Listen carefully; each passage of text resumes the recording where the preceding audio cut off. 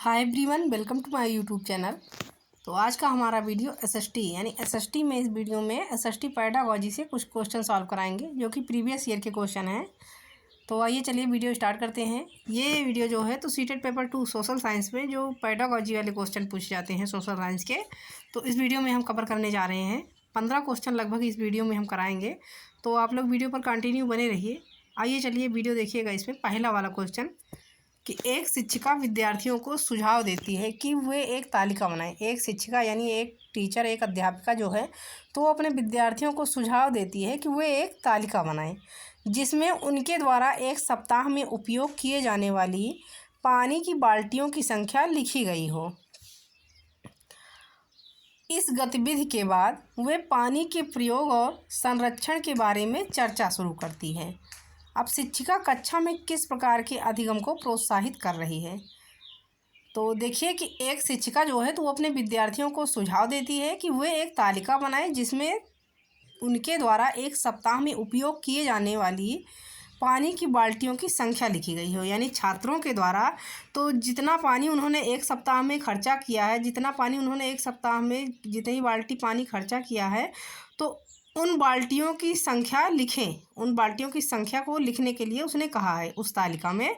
अब इस गतिविधि के बाद वे पानी के प्रयोग और संरक्षण के बारे में चर्चा शुरू करती है। यानी ये गतिविधि कराने के बाद में छात्रों से तो वो अध्यापिका जो है तो वो पानी के प्रयोग और संरक्षण के बारे में चर्चा शुरू करती है। अब देखिए कि शिक्षिका कक्षा में किस प्रकार के अधिगम को प्रोत्साहित कर रही है। तो चलिए देखिए ऑप्शन में, तो पहला वाला है कि निगमनात्मक विधि, उसके बाद में है कि वृत्त अध्ययन विधि या समस्या समाधान विधि, या अगला देखिए कि पूछताछ विधि। तो देखिए कि जो शिक्षिका विद्यार्थियों को सुझाव देती है कि वे एक तालिका बनाएं जिसमें उनके द्वारा एक सप्ताह में उपयोग किए जाने वाली पानी की बाल्टियों की संख्या लिखी गई हो।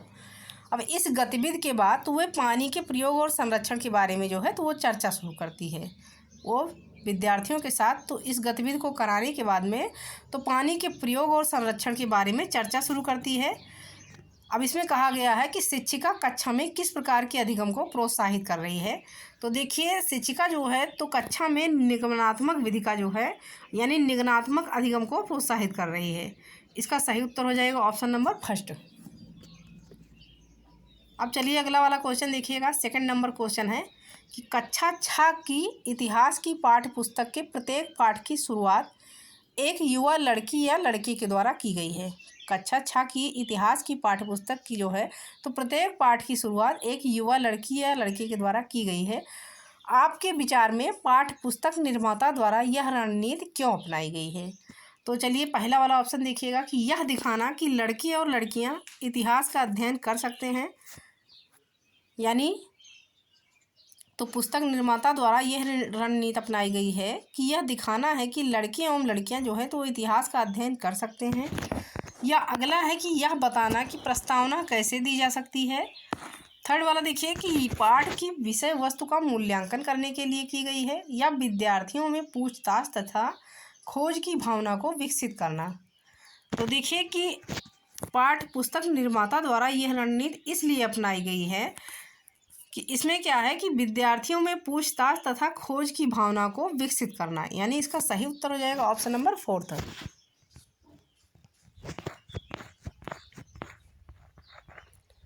अब आइए अगला वाला क्वेश्चन देखिएगा। क्वेश्चन नंबर थर्ड है कि सामाजिक विज्ञान कक्षा में अन्योन क्रिया पर्यावरण को बढ़ावा देने के लिए तो निम्नलिखित में से कौन सा उपागम सबसे उपयुक्त होगा? सामाजिक विज्ञान कक्षा में जो है तो अन्योन क्रिया पर्यावरण को बढ़ावा देने के लिए तो सबसे उपयुक्त उपागम, सबसे अच्छा उपागम तो कौन सा उपागम होगा? तो पहला वाला ऑप्शन देखिएगा कि व्याख्यान तथा स्पष्टीकरण, यानी सबसे उपयुक्त उपागम तो व्याख्यान तथा स्पष्टीकरण होगा। या अगला है कि वृत्त चित्र यानी डॉक्यूमेंट्रीज दिखाना, ये सबसे उपयुक्त उपागम होगा। या नेक्स्ट है कि श्रुतलेख एवं अभ्यास, या फोर्थ है कि लगातार जांच। तो देखिए कि सामाजिक विज्ञान कक्षा में अन्योन क्रिया पर्यावरण को बढ़ावा देने के लिए तो सबसे अच्छा उपागम, सबसे उचित उपागम जो होगा तो ये होगा कि वृत्त चित्र तथा डॉक्यूमेंट्रीज दिखाना। यानी वृत्त चित्र और जिसे कहते हैं डॉक्यूमेंट्रीज जो है दिखाना। इसका राइट आंसर हो जाएगा ऑप्शन नंबर सेकेंड। चलिए अगला वाला क्वेश्चन देखिएगा कि जीवन की उत्पत्ति विकास के शिक्षण हेतु अध्यापक को आवश्यक भ्रमण करना चाहिए। जीवन की उत्पत्ति के शिक्षण हेतु तो अध्यापक को आवश्यक भ्रमण करना चाहिए। तो देखिएगा कहाँ का भ्रमण करना चाहिए। तो पहला वाला ऑप्शन है कि चिड़ियाघर का, या अगला है कि जीव संरक्षण उद्यान यानी पशु अभ्यारण्य का जो है भ्रमण करना चाहिए, या नेक्स्ट है कि प्राकृतिक इतिहास संग्रहालय का, या अगला वाला देखिए कि पुरातात्विक संग्रहालय का। तो देखिए कि जीवन की उत्पत्ति के शिक्षण हेतु जीवन की उत्पत्ति के शिक्षण हेतु तो अध्यापक को जो है प्राकृतिक इतिहास संग्रहालय का भ्रमण करना चाहिए, यानी इसका सही उत्तर हो जाएगा ऑप्शन नंबर 3। अब चलिए अगला वाला क्वेश्चन देखिएगा। क्वेश्चन नंबर 5 है कि मौसमी उपकरणों के द्वारा मौसम संबंधी सूचनाएं एकत्र करना उदाहरण है। तो मौसमी उपकरणों के द्वारा पूछा गया है कि मौसम संबंधी सूचनाएं एकत्र करना, तो ये किसका उदाहरण है। तो पहला है कि तृतीयक आंकड़ों का, या विधागत आंकड़ों का, या प्राथमिक आंकड़ों का, या अगला है कि द्वितीयक आंकड़ों का। तो देखिए कि मौसमी उपकरणों के द्वारा मौसम संबंधी सूचनाएं एकत्र करना, तो ये उदाहरण है प्राथमिक आंकड़ों का, यानी इसका राइट आंसर हो जाएगा ऑप्शन नंबर 3। आइए अगला वाला क्वेश्चन देखिएगा। क्वेश्चन नंबर 6 है कि एक छात्रा भारतीय सैनिकों द्वारा कारगिल युद्ध में झेली कठिनाइयों के विषय में उत्सुक है। एक छात्रा जो है तो भारतीय सैनिकों द्वारा कारगिल युद्ध में झेली गई कठिनाइयों के विषय में तो वो उत्सुक है। अब वह कुछ सैनिकों का इंटरव्यू लेती है जिन्होंने इस युद्ध में हिस्सा लिया था।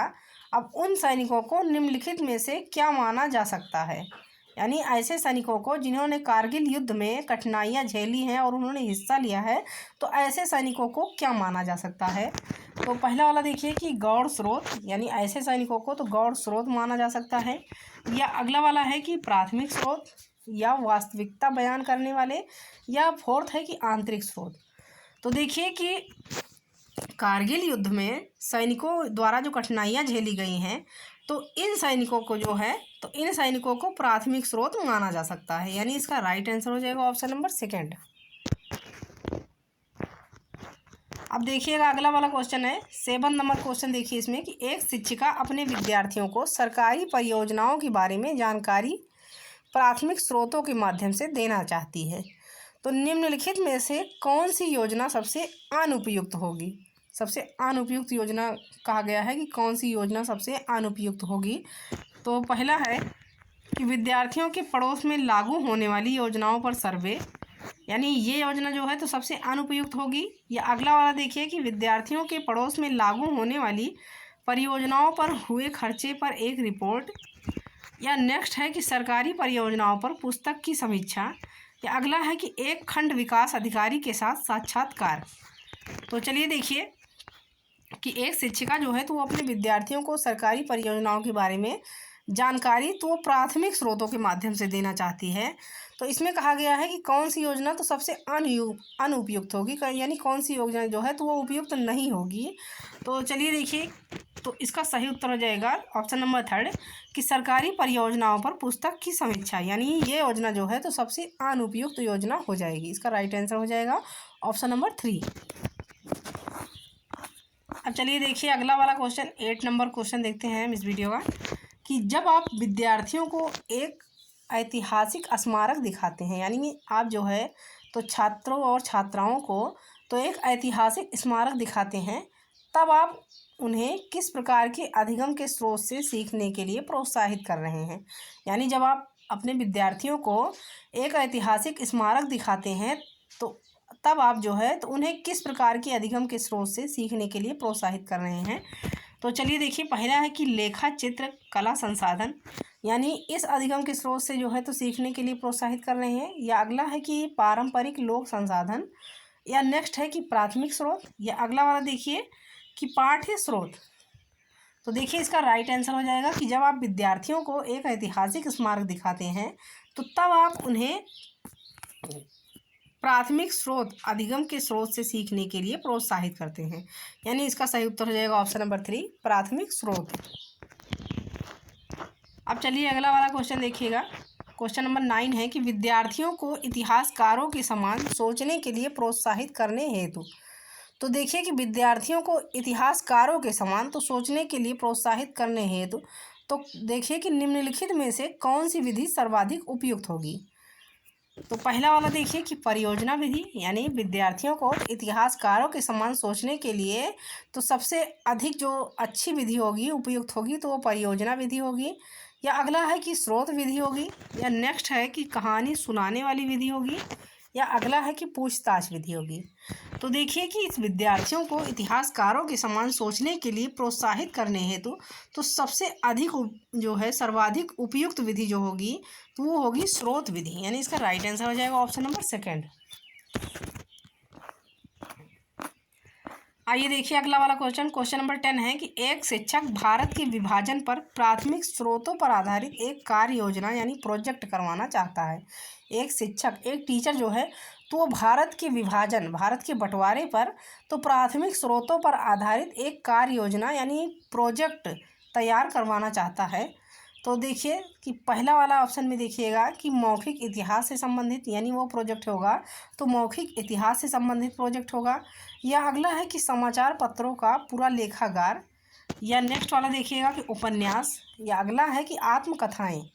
तो देखिए कि एक शिक्षक जो है तो वो भारत के विभाजन पर तो प्राथमिक स्रोतों पर आधारित एक योजना यानी एक प्रोजेक्ट करवाना चाहता है। तो वो प्रोजेक्ट जो है तो समाचार पत्रों का पूरा लेखागार, यानी इसका राइट आंसर हो जाएगा ऑप्शन नंबर सेकंड कि समाचार पत्रों का पूरा लेखागार। अब चलिए अगला वाला क्वेश्चन देखिए।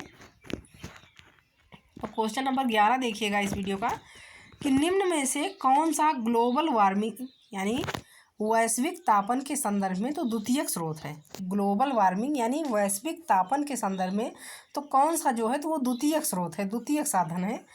तो पहला देखिए कि मौसम विभाग से संग्रहित बिना विश्लेषण का डाटा, यानी द्वितीयक स्रोत तो मौसम विभाग से संग्रहित बिना विश्लेषण का डाटा है।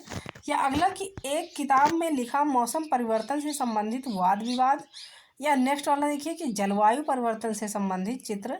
या अगला है ऑप्शन नंबर 4 देखिएगा कि जलवायु परिवर्तन से प्रभावित क्षेत्रों में रहने वाले लोगों से साक्षात्कार। तो देखिए कि ग्लोबल वार्मिंग यानी वैश्विक तापमान के संदर्भ में तो द्वितीयक स्रोत ये होगा कि एक किताब में लिखा मौसम परिवर्तन से संबंधित वाद विवाद। तो राइट आंसर इसका हो जाएगा ऑप्शन नंबर सेकंड।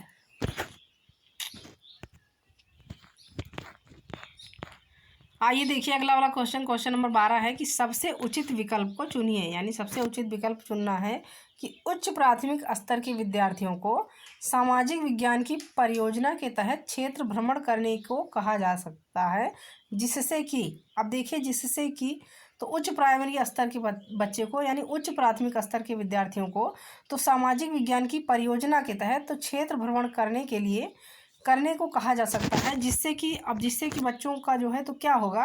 तो देखिए पहला वाला ऑप्शन कि विद्यार्थी व्यस्त रहेंगे और शिक्षक अन्य कार्यों को करने के लिए मुक्त हो जाते हैं, यानी परियोजना के तहत क्षेत्र भ्रमण करने को कहा जा सकता है कि जिससे जो है विद्यार्थी व्यस्त रहेंगे और शिक्षक अन्य कार्यों को करने के लिए मुक्त हो जाते हैं। या अगला वाला देखिए कि यह परियोजना पूर्ण करने की अनिवार्य आवश्यकताओं को पूर्ण करता है।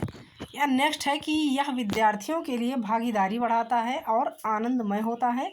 या अगला वाला देखिए कि यह अवधारणाओं और विचारों के साथ वास्तविकताओं की तुलना करने में योग्य बनाता है। तो देखिए कि उच्च प्राथमिक स्तर के विद्यार्थियों को सामाजिक विज्ञान की परियोजना के तहत तो क्षेत्र भ्रमण करने के लिए कहा जा सकता है, तो जिससे देखिएगा जिससे विद्यार्थियों को यह अवधारणाओं और विचारों के साथ वास्तविकताओं की तुलना करने में योग्य बनाता है, यानी इसका राइट आंसर हो जाएगा ऑप्शन नंबर 4। अब देखिए अगला वाला क्वेश्चन नंबर 13 है कि सामाजिक विज्ञान में निदानात्मक परीक्षण शिक्षक को क्या समझने में सहायता करेगा। निदानात्मक परीक्षण एसएसटी में सामाजिक विज्ञान में तो शिक्षक को क्या समझने में सहायता करेगा। तो पहला है कि सामाजिक विज्ञान में विद्यार्थी सीखने संबंधी किन कठिनाइयों का सामना कर रहा है, यानी निदानात्मक परीक्षण शिक्षक की ये सहायता करेगा कि सामाजिक विज्ञान में विद्यार्थी जो हैं तो वो सीखने संबंधी किन कठिनाइयों का सामना कर रहे हैं। या अगला है कि पुनरावृत्ति किस प्रकार विद्यार्थी की सहायता करती है। या नेक्स्ट है कि उसके विद्यार्थी कितने बुद्धिमान हैं, यानी ये सहायता करेगा निदानात्मक परीक्षण। या अगला है कि प्रकरण का वह हिस्सा जिसे विद्यार्थी ने कंठस्थ नहीं किया, यानी निदानात्मक परीक्षण तो ये सहायता करने में मदद करेगा। तो देखिए कि सामाजिक विज्ञान में निदानात्मक परीक्षण जो शिक्षक को ये समझने में सहायता करेगा कि सामाजिक विज्ञान में विद्यार्थी सीखने संबंधी किन कठिनाइयों का सामना कर रहा है। तो सही उत्तर इसका हो जाएगा ऑप्शन नंबर फर्स्ट। अब चलिए अगला वाला क्वेश्चन देखिएगा। 14 नंबर क्वेश्चन हम करा रहे हैं कि पुस्तक सामाजिक विज्ञान व राजनैतिक जीवन भाग थर्ड अन्य पद्धतियों के साथ निम्नलिखित में से कौन सी मूल्यांकन पद्धति का समर्थन करती है। यानी सामाजिक विज्ञान व राजनैतिक विज्ञान तो जीवन भाग थर्ड अन्य पद्धतियों के साथ साथ तो वो जो है तो निम्नलिखित में से किस मूल्यांकन पद्धति का समर्थन करती है। तो पहला वाला ऑप्शन देखिए कि सूचना प्रौद्योगिकी यानी कंप्यूटर द्वारा मूल्यांकन, तो इसका समर्थन करती है। या लिखित परीक्षाएं, या अगला है कि खुली पुस्तकों द्वारा अभ्यास हल करवाना, या नेक्स्ट है कि निजी साक्षात्कार। तो देखिए कि सामाजिक विज्ञान व राजनैतिक विज्ञान की पुस्तक तो जीवन भाग थर्ड अन्य पद्धतियों के साथ तो ये जो है मूल्यांकन पद्धति का समर्थन करती है। तो उस मूल्यांकन पद्धति ऐसी मूल्यांकन पद्धति है कि जिसमें खुली पुस्तकों द्वारा अभ्यास हल करवाना, यानी खुली पुस्तकों द्वारा अभ्यास हल करवाना तो ऐसी मूल्यांकन पद्धति का समर्थन करती है, यानी इसका राइट आंसर हो जाएगा ऑप्शन नंबर 3। अब देखिएगा सबसे लास्ट वाला क्वेश्चन, इस वीडियो का सबसे लास्ट क्वेश्चन है कि सतत और व्यापक मूल्यांकन मुख्य रूप से ... पर बल देता है। तो देखिए कि सतत और व्यापक मूल्यांकन तो ये किस पर बल देता है।